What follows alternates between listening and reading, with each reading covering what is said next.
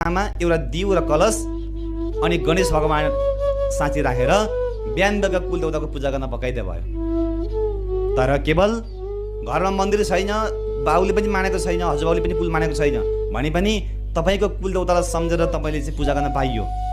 घरमा 3 वर्षमा पूजा हुन्छ, बलि पूजा हुन्छ, त्यो मन्दिरभित्र पस्ने चाहिँ हजुरलाई कुलले अनुमति दिँदैनन्। किन भन्दा कुलदेवता वंशका मालिक हुन्, कुलदेवताको गोत्र चेन्ज हुँदैन। छोरी मान्छेबाट बेला बेलामा डिभोर्सका कुराहरू पनि हुन्छन्। त्यो कुललाई छोडेर अन्त जानुपर्ने भएको कारणले गर्दा कन्या कुमारी यिनीकी बे नहुन्जेलसम्म त्यो माइतीमा लिन्छन्। बे भइसकेपछि पनि उसले चढाएको भेटी पनि चल्छ।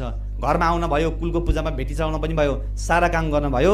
बे भइसकेपछि अर्कोपट्टि कुलसँग चाहिँ छोरी मान्छेको चाहिँ गोत्र मिलाएको कारणले गर्दाखेरि माइतीपट्टिको कुलभित्र पस्ने अनुमति छैन। तर बाहिर बस्ने, पूजा गर्ने, फुल, अक्षता, धूप, चन्दन सबै कुरा चल्यो। माइतीको कुल पूजामा भेटिराख्न पनि पाइयो, सेलरोटी ल्याउन पनि पाइयो, कुल खुसी हुन्छ।